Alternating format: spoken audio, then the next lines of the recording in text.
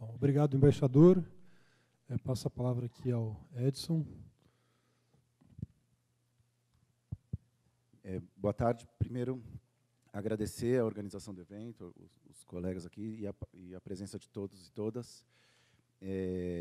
Vou tentar, obviamente, a gente está num momento muito grave, né, da situação nacional e, enfim, hoje temos uma agenda que é de mobilização também, né? Acho que, inclusive, foi uma decisão muito correta e que eu saúdo muito de ter mudado a agenda de hoje, até criado essa mesa aqui para a gente poder estar nas ruas.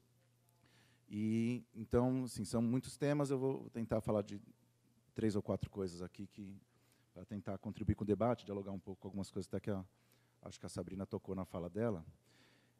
Primeira coisa, assim, eu queria dizer, né, talvez a maioria aqui tenha essa dimensão, mas sempre é bom reafirmar, né? Nosso problema não começa com Bolsonaro, nem termina com ele. Então, acho que essa é uma coisa muito importante a gente entender, né?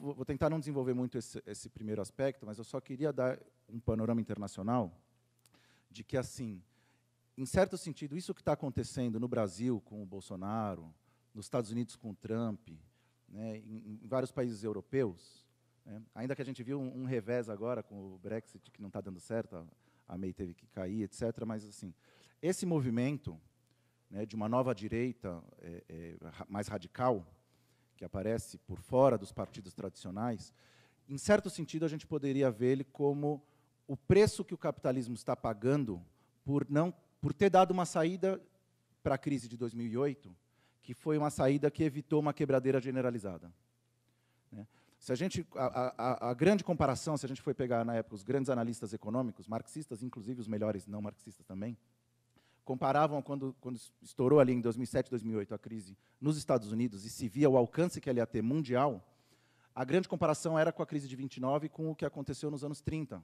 no mundo. E realmente era uma grande expectativa de que pudesse surgir grandes quebradeiras generalizadas e processos sociais na luta de classes correspondentes, né? Em outros termos, processos de revolução e de contra-revolução. O capitalismo conseguiu dar uma resposta coordenada dos principais estados, das principais potências, que evitou essa quebradeira generalizada ao custo de manter o que os próprios economistas da burguesia, o Paul Krugman, outros, chamam de um estancamento secular, ou seja, um longo período de estagnação. O custo desse longo período de estagnação é que evitou uma crise aguda, imediata, mas levou a esse esgarçamento, esse desgaste da hegemonia burguesa, que corroeu a legitimidade dos partidos tradicionais, que, na maioria dos países capitalistas, seja no centro, seja, inclusive, na periferia, como o Brasil, vinha, nas últimas 2, 3 décadas, oscilando, ou às vezes até mais tempo, se alternando entre partidos de centro-esquerda e de centro-direita, que tinham, essencialmente, a mesma agenda econômica. No Brasil, claramente, isso é PSDB e PT. Né, nos Estados Unidos, republicanos democratas, na Espanha, PP e PSOE, e por assim vai, né? Esses partidos perderam fortemente sua legitimidade. E a necessidade que o capitalismo tem de responder à sua crise com mais ataques, mais medidas antipopulares, mais medidas de austeridade, né, cortes de direitos públicos, saúde, educação, aumento da taxa de exploração, tudo isso fortaleceu uma nova direita, que em vários lugares é esse polo radical de direita que colocou a cabeça de fora. E eu acho que a grande reflexão que a gente tem que pensar é quais são as dificuldades de responder a essa polarização. Isso concordo bastante com o que a Sabrina falou. O caminho de achar que a gente vai responder essa polarização à direita com moderação é, na verdade, o caminho de deixar o caminho totalmente aberto para essa direita. É o caminho de estar totalmente desarmado.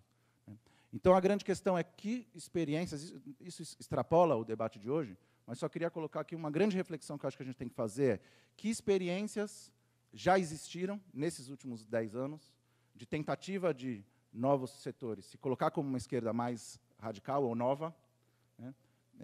Eu acho que, se a gente for analisar as experiências do Syriza na Grécia, do Podemos na Espanha, a gente vai ter que tirar conclusões de que é um caminho bastante equivocado, esse caminho neo-reformista, mas que não dá para a gente debater aqui.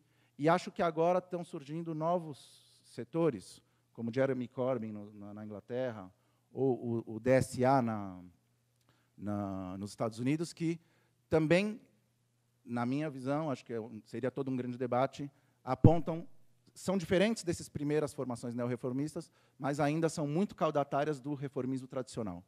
Tentam reviver um projeto social-democrata, tipo Estado de bem-estar, no momento em que o capitalismo não permite isso. Então, eu acho que seria um grande debate para seguir, né? Até em diálogo com o colega embaixador da Cuba, que falou de Cuba e da Venezuela, por exemplo. Uma coisa que chamativa é, por exemplo, como a principal figura, né, desse novo socialismo dos Estados Unidos, que acho que a gente tem que ver com muito entusiasmo o fato da juventude nos Estados Unidos estar buscando as ideias socialistas, mas não pode confundir isso com as figuras que aparecem encabeçando esse movimento. Por exemplo, a gente viu, lamentavelmente, o Bernie Sanders apoiar aquele projeto de ajuda humanitária que a gente sabe que era uma cabeça de praia para uma tentativa de intervenção na Venezuela. E mesmo depois, quando teve a tentativa de golpe mais abertamente, a gente não viu nenhum setor do DSA, dessa corrente que vem surgindo, com um pé dentro, um pé fora do Partido Democrata norte-americano, se colocar claramente contra isso. Então, obviamente, é muito bom que a juventude nos Estados Unidos queira o socialismo, mas é muito importante que seja de uma perspectiva internacionalista e, no caso deles, anti-imperialista, em primeiro lugar. Se eles não combaterem o próprio imperialismo deles, a bandeira socialista vai ser uma farsa e nós não podemos daqui nos iludir com isso. Pelo contrário, acho que, num espírito internacionalista, devemos buscar ajudar a que tirem as conclusões disso também. Então, isso é só uma primeira coisa, porque, assim, para dar um panorama geral para o debate brasileiro, né? E aí eu já vou para o segundo tema. Justamente vendo, eu falei, né, essas crises que a gente está vendo, essa corrosão da legitimidade dos partidos tradicionais, é o preço que o capitalismo está pagando, né, para manter sua hegemonia, né, manter, de alguma forma, a dominação burguesa, sem contar com os pilares que ela estava acostumada a usar. Queria fazer uma propagandinha aqui, a gente está lançando esse livro aqui no salão, O Brasil, Ponto de Mutação, e um esforço que a gente fez foi analisar a eleição do Bolsonaro e as contradições mais profundas que levaram a essa eleição, e que são as que estão em jogo ainda agora, e, para isso, fomos buscar, de forma não dogmática, mas fomos buscar inspiração na obra de alguns dos principais marxistas do século XX. Em particular, pegamos no Gramsci a ideia da crise orgânica. Então, o que a gente vive no Brasil, em vários países, é uma crise orgânica. Ou seja, é uma crise de representatividade e uma crise dos mecanismos tradicionais de hegemonia. E o Bolsonaro é uma das expressões disso. Então, acho que a gente tem que entender isso para justamente saber que os problemas não começam com ele, não terminam com ele, mas que a forma de combatê-lo é uma das questões, um dos desafios principais agora. E aí eu queria introduzir já uma das últimas partes da fala, que é porque, assim, eu acho que não à toa que a gente mudou a data de hoje por causa do dia 30 agora, por causa dessa manifestação que estava marcada para hoje. Por quê? Porque não estava no cálculo político de nenhum setor do governo, de nenhuma das frações da burguesia que estão disputando, a ideia de que pudesse sair tão cedo uma manifestação de massa como que teve a do dia 15 de maio. E essa manifestação surpreendeu a todos e abriu uma conjuntura, um momento muito específico que precisa ser aproveitado da melhor forma para tentar reverter a correlação de forças desfavorável que a gente vive hoje. A manifestação do dia 15 sendo uma manifestação muito importante, mas, sobretudo, da juventude, do movimento estudantil, abriu esse caminho, mas ela, em si mesma, não tem a força necessária para reverter isso. E o que teria? Vendo a história, não é tão difícil, e com as ferramentas do marxismo em particular, não é tão difícil ver que a grande questão-chave seria a aliança entre a classe trabalhadora organizada e essa juventude. Agora, qual que é o grande problema que nós temos hoje? Que as organizações da classe trabalhadora estão dirigidas por organizações, partidos e burocracias sindicais que são inimigas da luta independente, da luta de classes, e ainda mais de uma perspectiva anticapitalista. Mas não só isso. Não é só que elas são inimigas de uma perspectiva anticapitalista. Hoje mesmo, elas estão divididas entre si, as direções sindicais, em particular, que têm um peso muito grande nesse momento. Eu acho até engraçado, estava conversando com a Cássia aqui antes da mesa começar, e sempre tem gente, eu já adianto uma polêmica aqui com ele, que fala, meu, os sindicatos estão mortos, os sindicatos já eram, não sei o quê. Mas, no entanto, a gente pode repetir isso quantas vezes a gente quiser. Está na mão das direções sindicais se a situação vai girar para a esquerda ou para a direita no país. Essa é a verdade. Então, se o dia 14 de junho for uma jornada forte de luta, como foi, por exemplo, o dia 28 de abril de 2017, que impediu a reforma da Previdência do Temer, pensem que eles deram um golpe institucional, patrocinado pelo imperialismo norte-americano, com a Lava Jato no auge da popularidade, Sérgio Moro, etc., etc., para um objetivo político imediato era tirar o PT do governo, mas o objetivo econômico fundamental era aplicar a reforma da Previdência. E foi tão importante aquela jornada do dia 28 de abril que impediu isso, teve que mudar a agenda. No entanto, o que está em aberto vai ser isso ou vai ser como foi o dia 30 de junho de 2017, quando as mesmas direções sindicais pactuaram uma trégua com o governo Temer e desarmaram a luta contra a reforma trabalhista. Então, o mesmo movimento, a mesma classe, os mesmos trabalhadores, o mesmo Brasil, o mesmo povo brasileiro, que conseguiu impedir a reforma da Previdência do Temer, não conseguiu impedir a reforma trabalhista. Eu digo, por que eu faço essa ênfase? Porque, às vezes, a gente cai, nos debates acadêmicos, mas também no movimento sindical, também na esquerda, em generalizações que não ajudam a gente a entender realmente as contradições da realidade. Por exemplo, quando a gente... a classe trabalhadora está fraca. Então, a classe trabalhadora está à direita. Não, a classe trabalhadora, muitos trabalhadores votaram no Bolsonaro, etc., etc. Mas como você explica que, num intervalo tão curto, uma luta possa triunfar e outra possa ser um fiasco? E a gente está num momento hoje que é esse. Então, a gente está num momento em que a gente precisa pensar uma dialética, para usar um velho palavrão marxista, precisa pensar uma dialética entre o que são as tarefas imediatas do momento, como hoje ir às ruas, como fazer o máximo possível para que o dia 14 de junho seja uma grande jornada, mas o que são tarefas estratégicas que estão colocadas para a gente. Tarefas que não se resolvem do dia para a noite, mas se resolvem menos ainda se a gente não tomar elas nas mãos. E parte dessa tarefa estratégica é justamente criar essa esquerda, esse polo radical de esquerda, que, para usar outros termos, uma esquerda que seja anticapitalista e revolucionária no Brasil.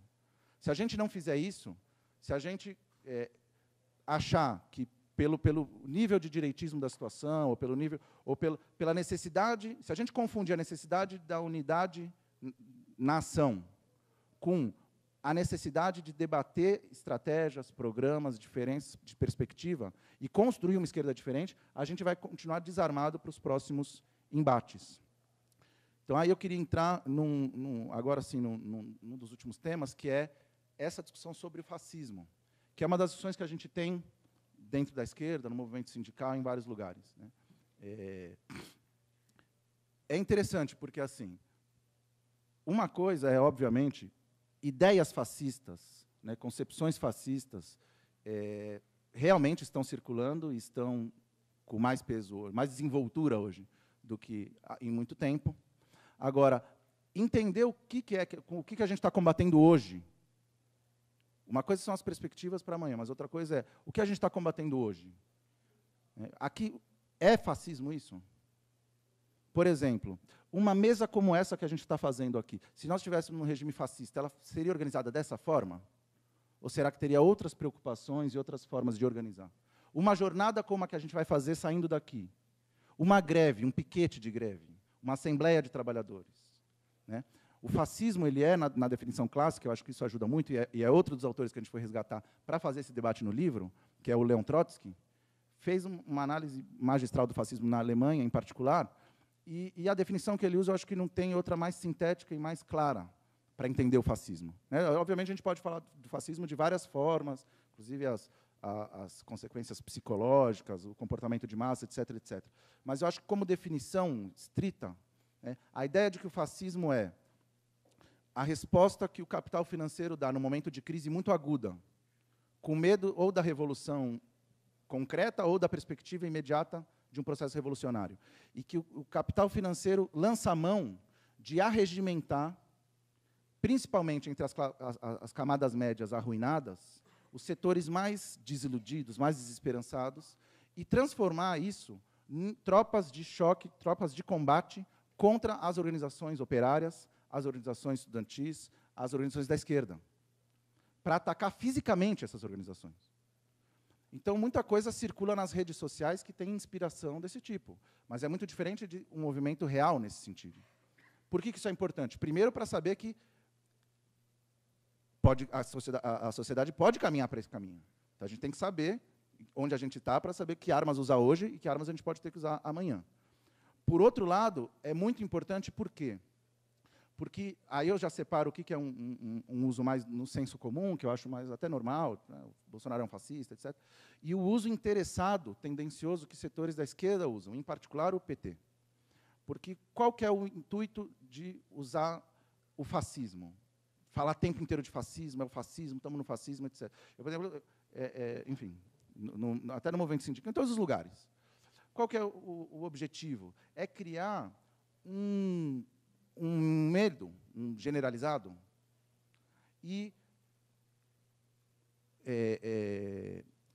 enevoar a compreensão do que está acontecendo agora e, na verdade, remeter a qual visão? De que se o inimigo que a gente está é o fascismo, então o que a gente teve antes, o governo de conciliação de classes ou a volta de algum tipo de pacto desse tipo, é um mal menor e é o que a gente tem que buscar. E, na verdade, é o oposto, porque um dos termos que a gente usa foi buscar foi buscar inspirações em marxistas do passado, mas tentar pensar com a própria cabeça, que é o que todos nós temos que fazer para ver a realidade de hoje. É ver a questão do bonapartismo. Marx já criou, né? Marx fez a grande análise clássica, Engels seguiu, e o Trotsky viu vários processos de transição anteriores ao fascismo, muito mais semelhantes ao que a gente vive hoje.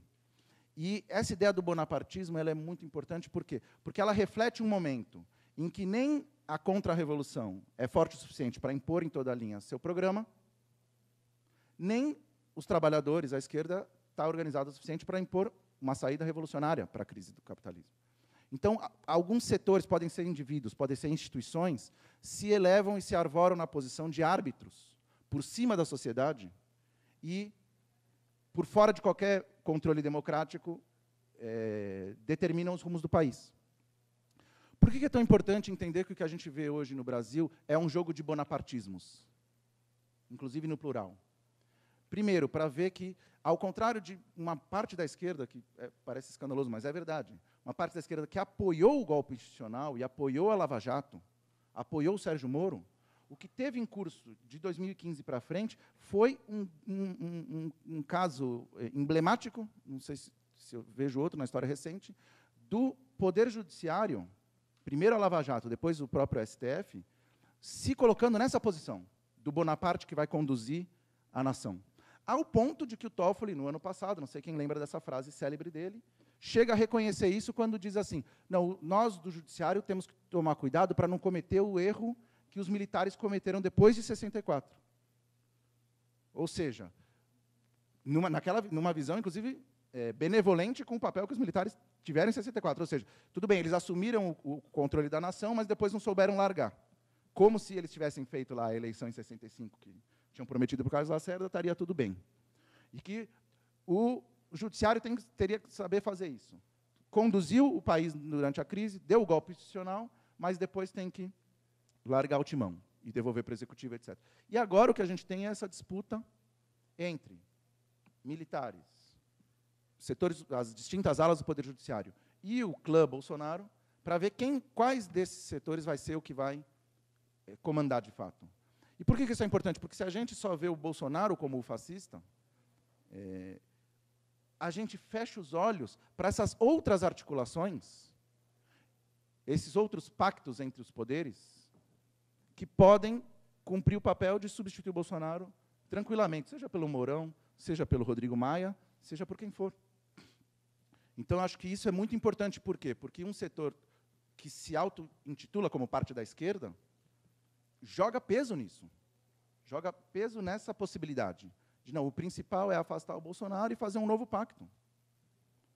Se, inclusive, algum setor do regime estiver disposto a dar a liberdade do Lula como parte desse pacto, então não tem nem dúvida. Não é verdade? Sendo que, obviamente, nós sempre fomos críticos acérrimos do PT, do projeto que o PT sempre significou, e dos governos petistas, estamos na linha de frente, na primeira fileira, de lutar pela liberdade do Lula. Achamos que é um absurdo ele estar preso ainda. Agora, esse tipo de pacto, que não dá para a gente desenvolver isso agora, mas também é algo que o livro tenta esboçar. Uma relação entre essa crise que a gente vive no Brasil hoje, essa crise terminal do regime de 88, e a própria gênese do regime de 88. Então, eu termino dialogando com algo que o Pedro falou na abertura, que eu acho que nós temos que ver, na raiz da crise atual, e para pensar quais são as perspectivas para além desse regime que a gente vive hoje, temos que pensar qual foi o papel da esquerda na época da transição democrática. Que tipo de pacto teve na base desse regime, em que você tinha um regime militar ferido de morte pelas greves operárias, ferido de morte pelo um grau de mobilização da sociedade brasileira, que não vinha desde do próprio pré-golpe de 64, e você permite, na verdade, você tem uma situação em que o PT, na época, ainda era novo, não tinha governado, etc., etc. Mas ele, como um partido de conciliação de classes, se propõe a ser um dos articuladores de uma transição pactuada entre todos os setores da burguesia e os próprios militares, para conseguir constituir uma espécie de regime democrático o mais restrito possível. E que nós sabemos que, para grande parte da população brasileira, para os negros, para os moradores das favelas e dos morros, etc., foi bem pouco democrático durante todo esse tempo. Então, hoje que a gente tem uma crise, da qual a gente não pode, de forma nenhuma, isentar o PT como o articulador desse projeto de conciliação com essa direita, que permitiu essa direita ganhar tanto peso a ponto de depois poder protagonizar o próprio golpe institucional, e hoje está com poder, nós temos que fazer essa crítica para pensar que outra esquerda é preciso construir, uma esquerda independente, uma esquerda anticapitalista, revolucionária, que entenda isso. Entenda que a crise que nós estamos vivendo, o problema vai além do Bolsonaro, porque é uma crise orgânica, é uma crise do capitalismo brasileiro. É uma crise que, se a gente vê que hoje de manhã a notícia era, as notícias, os últimos dias todos, é a guerra tecnológica entre Estados Unidos e China, isso significa que o panorama do capitalismo mundial está muito distante de permitir um novo ciclo de boom de commodities, etc., como aquele que deu a ilusão, durante os governos petistas, de que era possível, com a conciliação de classes, você ir aos pouquinhos dando concessões para as massas, etc. O panorama mundial não é esse. Então, ou a gente vai ter que escolher entre como administrar esse capitalismo em crise, que obviamente isso não pode ser uma saída, ou a gente vai ter que ver que é preciso pensar a ruptura com o capitalismo e quais as ferramentas para isso são necessárias. Né? Que tipo de organização política, que tipo de partido político revolucionário é preciso construir e que tipo de atuação é preciso ter dentro dos sindicatos, dentro das grandes organizações de massas, para poder combater essa burocracia sindical, que é a que tem o papel atual. Porque acho isso vale a pena terminar, talvez, com essa ideia. A gente está num tempo do século XXI, né, das redes sociais, etc., etc., mas muito do nosso futuro imediato se joga, por exemplo, num dia 14, em que diversas categorias do Brasil, não estou falando agora das burocracias, estou falando dos trabalhadores mesmo, olham com atenção para saber se os condutores de São Paulo vão parar ou não. E os condutores de São Paulo vão parar ou não, a depender de uma burocracia mafiosa da UGT, que está, nesse momento, negociando com o Bolsonaro e que mantém o seu sindicato com métodos tão antigos quanto o gangsterismo mais tradicional. Então, essa é a dialética que a gente tem. Como buscar linguagens novas, se apropriar delas, não permitir que seja só a direita que usa para fazer fake news, etc. Uma esquerda inteligente que saiba se apropriar disso, né? Ao mesmo tempo, entender que o Walter Benjamin tinha aquela frase, né? Que sobre as coisas finas e espirituais que é preciso conquistar, mas para isso depende primeiro das coisas brutas e materiais, né? A gente precisa construir força material na luta de classes. Isso significa na base dos grandes sindicatos, nas universidades, nas escolas, etc. Então, acho que esse é o grande desafio, né? Acho que essa é a grande reflexão. O livro é só uma contribuição nesse sentido, e acho que a mesa e as ideias que podem circular aqui também espero que contribuam para isso aí. Então é isso, obrigado.